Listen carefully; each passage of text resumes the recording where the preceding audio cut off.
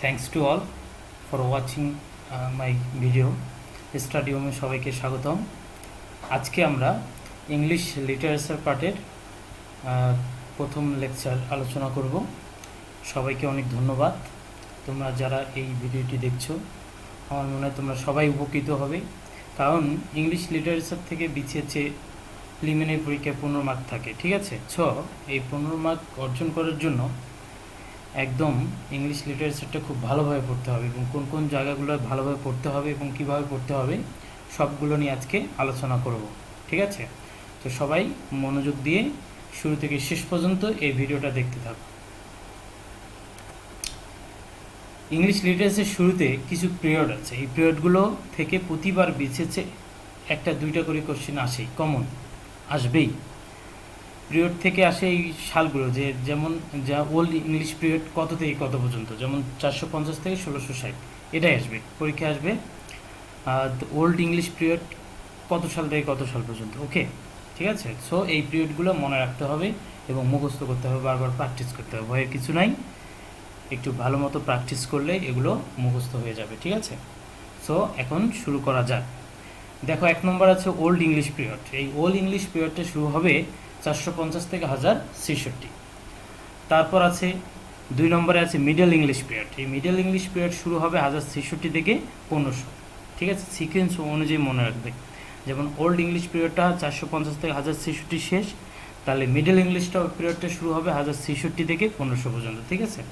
3 নম্বর period হচ্ছে the renaissance period, ওকে। এই renaissance পিরিয়ডটা শুরু হবে এই 1500 থেকে 1660 পর্যন্ত, ওকে। 4র্থ পিরিয়ড হচ্ছে দ্য নিও ক্লাসিক্যাল পিরিয়ড। এই নিও ক্লাসিক্যাল পিরিয়ডটা শুরু হবে এই 1660 থেকে 1798, ওকে। জাস্ট তোমরা সিকোয়েন্সগুলো মনে রাখার চেষ্টা করবো।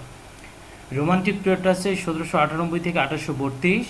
ভিক্টোরিয়ান পিরিয়ড হচ্ছে 1832 থেকে 1901। দ্য মডার্ন পিরিয়ডটা হচ্ছে 1901 থেকে 1939। দ্য পোস্ট মডার্ন পিরিয়ডটা হচ্ছে 1900 থেকে 1939, ওকে। 1939 থেকে বর্তমান পর্যন্ত, 1939 থেকে বর্তমান পর্যন্ত হবে পোস্ট মডার্ন পিরিয়ড। তো তোমরা এগুলো বারবার প্র্যাকটিস করবে, প্র্যাকটিস করলেই মনে থাকবে। এই পিরিয়ডগুলো থেকে একটা কোশ্চেন থাকবে। এখন এই পিরিয়ডগুলোকে আবার কিছু সাব পিরিয়ডে ভাগ করা হয়েছে। যেমন 2 নম্বর পিরিয়ড যেটা, যেমন দ্য মিডল ইংলিশ পিরিয়ড। এই মিডল ইংলিশ পিরিয়ডটাকে ভাগ করা হয়েছে 3টা পিরিয়ডে: the Anglo Norman period, age of Chaucer, the dark অথবা ব্যারেন পিরিয়ড, ওকে। তাহলে অ্যাংলো নরমান পিরিয়ডটা শুরু হবে 1066 থেকে 1340, ঠিক আছে? এজ অফ চচার 1340 থেকে 1400 পর্যন্ত, এবং ডাক পিরিয়ড বা ব্যারেন পিরিয়ডটা হচ্ছে 1400 থেকে 1485 বা 1500 পর্যন্ত। মনে রাখবে, এই ডাক পিরিয়ড বা ব্যারেন পিরিয়ডটা একটি ইম্পর্টেন্ট পিরিয়ড আসতে পারে, যে ইংলিশ লিটারেচারে কোনটি ব্যারেন পিরিয়ড বা ডাক পিরিয়ড। তাহলে 1400 থেকে 1485 বা 1500 যেটাই থাকবে তোমরা ওটাই দেখাবা, ঠিক আছে? তারপরে এই রেনেসাঁ পিরিয়ডটাকে আবার ভাগ করা হয়েছে 5টা সাব পিরিয়ডে, ওকে। তা প্রথমটা আছে প্রিপারেশন ফর রেনেসাঁ। এই রেনেসাঁ পিরিয়ডটা শুরু হওয়ার শুরুতেই রেনেসাঁর প্রিপারেশনের জন্য একটা পিরিয়ড আছে, এই জন্য এই পিরিয়ডটার নাম দেওয়া হয়েছে, সাব পিরিয়ডটির নাম দিয়েছে প্রিপারেশন ফর রেনেসাঁ। এটা শুরু হবে 1500 থেকে 1598 পর্যন্ত, 58 পর্যন্ত, ঠিক আছে? এই 1500 থেকে 1598 পর্যন্ত এই যে পিরিয়ডটা, 58 পর্যন্ত যে পিরিয়ডটা, 1500 থেকে 1558, এই পিরিয়ডের মধ্যে এই রেনেসাঁ পিরিয়ডটা শুরু হয়েছে, প্রিপারেশন নিয়েছে আর কি, ঠিক আছে? তারপর হচ্ছে এলিজাবেথিয়ান পিরিয়ড। এই এলিজাবেথিয়ান পিরিয়ডটা খুব একটি ইম্পর্টেন্ট পিরিয়ড, এটা মনে রাখতে হবে। এটা 1558 থেকে 1603। তারপর যে পিরিয়ডটা হচ্ছে সেটা হচ্ছে জ্যাকোবিন পিরিয়ড। জ্যাকোবিন পিরিয়ডটা হচ্ছে 1603 থেকে 1625। এই জ্যাকোবিন পিরিয়ডটাকে আবার 2টা পিরিয়ডে ভাগ করা হয়েছে।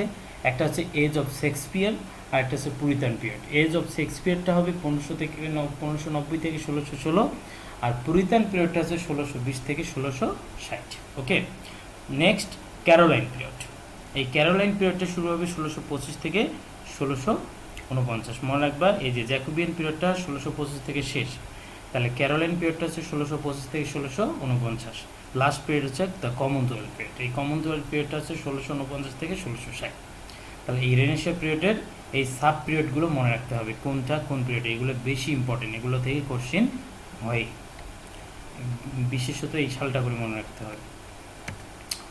Next neoclassical period. Neoclassical পিরিয়ডকে 3টা সাব পিরিয়ডে ভাগ করা হয়েছে: the restoration period, Augustan period and age of sensibility. Okay, তাহলে রেস্টোরেশন পিরিয়ডটা হবে 1660 থেকে 1700। মনে রাখতে হবে এই রেস্টোরেশন পিরিয়ডটার আরেকটা নাম আছে, সেটা হচ্ছে জন ড্রাইডেন পিরিয়ড। কী নাম? John Dryden period. Augustan period 1700 থেকে 1745। এই পিরিয়ডটারও আবার আরেকটি নাম আছে, সেটা হচ্ছে আলেকজান্ডার পোপ পিরিয়ড। ওকে, তারপর নেক্সট পিরিয়ড হচ্ছে এজ অফ সেন্সিবিলিটি। এটা হচ্ছে 1745 থেকে 1785 অথবা 1798, যেটাই থাকবে সেটাই দেখাবে। ঠিক আছে, এই পিরিয়ডটারও আরেকটা নাম আছে doctor Samuel Johnson period. Okay, another আরেকটা নাম আছে এই পিরিয়ডটার, age of reasons or transition. ঠিক আছে, তারপর নেক্সট ভিক্টোরিয়ান পিরিয়ড। এই ভিক্টোরিয়ান পিরিয়ডের আবার দুইটা সাব পিরিয়ড আছে, দ্য প্রি র্যাফালিটিস পিরিয়ড, এটা হচ্ছে 1848 থেকে 1860। আর হচ্ছে অ্যাস্থেটিসিজম অ্যান্ড ডিকেডেন্স পিরিয়ড। ওকে, এটা 1880 থেকে 1901। মনে রাখতে হবে এই যে ভিক্টোরিয়ান পিরিয়ডটা 19তম সেঞ্চুরি থেকে এটা শুরু, 19তম সেঞ্চুরিতে এই পিরিয়ডটা শুরু হয়। অনেক সময় কোশ্চেনে থাকতে পারে যে ভিক্টোরিয়ান পিরিয়ডটা কত সেঞ্চুরির? 19তম সেঞ্চুরির। ওকে, মডার্ন পিরিয়ড, এই মডার্ন পিরিয়ড 1901 থেকে 1939 পর্যন্ত। এই মডার্ন পিরিয়ডকে আবার দুইটা ভাগে ভাগ করা হয়েছে, সেটা হচ্ছে একটা হচ্ছে দ্য এডওয়ার্ডিয়ান পিরিয়ড, সেটা হচ্ছে 1901 থেকে 1910। তারপর হচ্ছে দ্য জর্জিয়ান পিরিয়ড। জর্জিয়ান পিরিয়ডটা শুরু হবে 1910 থেকে 1936। এই মডার্ন পিরিয়ডটা আবার শুরু হয় 20 সেঞ্চুরি, ফার্স্ট হাফ অফ 20তম সেঞ্চুরি। ওকে, এগুলো মনে রাখতে হবে। এখন আমরা বিস্তারিত একটু পড়ার চেষ্টা করব। প্রথম পিরিয়ডটা ছিল দ্য ওল্ড ইংলিশ পিরিয়ড, শুরু হয়েছিল ডিউরেশনটা 450 থেকে 1066। তাহলে এই পিরিয়ডের কিছু ইম্পর্টেন্ট জিনিসগুলো মনে রাখতে হবে। এই পিরিয়ডটার একটা আর এনোদার একটা নাম আছে, অন্য একটা নাম আছে। এনোদার নেম অফ দিস পিরিয়ড হচ্ছে অ্যাংলো স্যাক্সন পিরিয়ড। ঠিক আছে, এই সময়ে অর্থাৎ এই ওল্ড ইংলিশ পিরিয়ডে লিটারেচারগুলো ছিল ওরাল, অর্থাৎ মৌখিক, লিখিত কোনো লিটারেচার ছিল না। সব লিটারেচারগুলো মুখে মুখে বলতো ওই সম্পর্ক এবং ওই মুখে মুখে মুখস্থ করে রাখতো। ঠিক আছে, king Alfred the great spread education institution in this period. তাহলে এই পিরিয়ডের, এই ওল্ড ইংলিশ পিরিয়ডে কিং আলফ্রেড দ্য গ্রেট কী করছে? এডুকেশনাল ইনস্টিটিউশনগুলোকে স্প্রেড করছে। ঠিক আছে, তাহলে ইম্পর্টেন্ট নোভেলিস্টগুলো আমাদের মনে রাখতে হবে ওল্ড ইংলিশ পিরিয়ডের। এই Caedmon, Cynewulf, saint venerable Bede, king Alfred the great. তাহলে এই ইম্পর্টেন্ট নোভেলিস্টগুলো নাম মনে রাখতে হবে। যদি বলা হয় যে সেন্ট ভেনারেবল বেড, এই সেন্ট ভেনারেবল বেড কোন পিরিয়ডের একজন রাইটার, তাহলে এটা হবে কি? ওল্ড ইংলিশ পিরিয়ডের রাইটার। ঠিক আছে, যদি বলা হয় কিং আলফ্রেড দ্য গ্রেট কোন পিরিয়ডের রাইটার, বলতে হবে দ্য ওল্ড ইংলিশ পিরিয়ড। ঠিক আছে, তাহলে আমাদের সুন্দরভাবে মনে রাখতে হবে যে কোন কোন পিরিয়ডে কোন কোন রাইটারগুলো ছিলেন। ঠিক আছে, তাহলে ওল্ড ইংলিশ পিরিয়ডের রাইটারগুলোর নাম তোমরা মনে রাখার চেষ্টা করবা, এখান থেকেও কোশ্চেন হতে পারে। নেক্সট, এখন এই ওল্ড ইংলিশ পিরিয়ডের যে রাইটারগুলো আছে, এই রাইটারদের কিছু সাহিত্যকর্ম এবং কিছু পরিচিতি আমরা জানবো। প্রথম হচ্ছে, এক নম্বর হচ্ছে ক্যাডমন। এই ক্যাডমনকে বলা হয় আর্লিয়েস্ট পিরিয়ড, অর্থাৎ first known poet in English literature. যদি কোশ্চেন হয় who is the first known poet in English literature, নাম হবে কি? ক্যাডমন। এই ক্যাডমনকে আবার বলা হয় father of English sacred song. Father of English sacred সংকেও বলা হয় এই ক্যাডমনকে।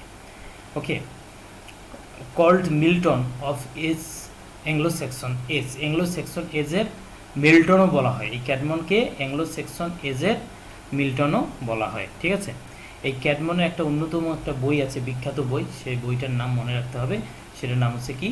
প্যারাফ্রেজ। এই প্যারাফ্রেজ বইটার লেখক হচ্ছে ক্যাডমন। ঠিক আছে, তারপর 2 নম্বর হচ্ছে কেনেউলফ। এই কেনেউলফের শুধু বইটার নাম মনে রাখলেই হবে।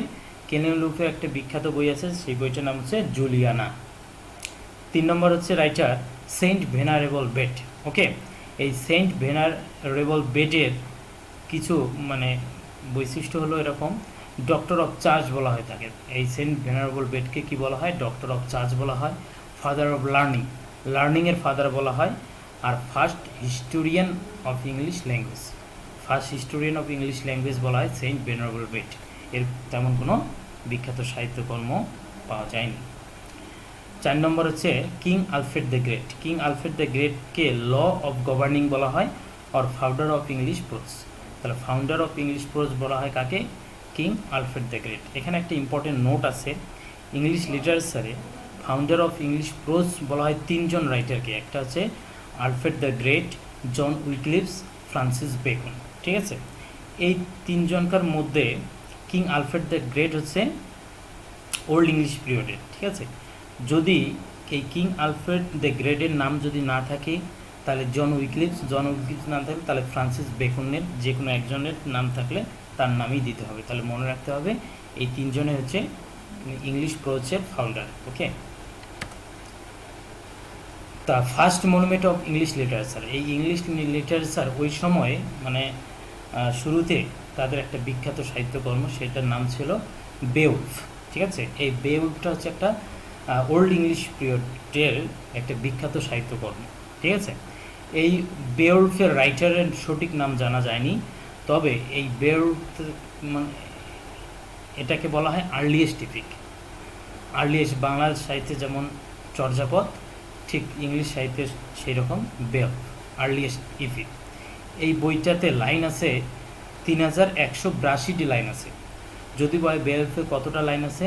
3182টি লাইন আছে। ওকে, এই বইটার পাণ্ডুলিপি সংরক্ষণ করা আছে ব্রিটিশ মিউজিয়ামে, এই বইটার পাণ্ডুলিপি সংরক্ষণ করা আছে।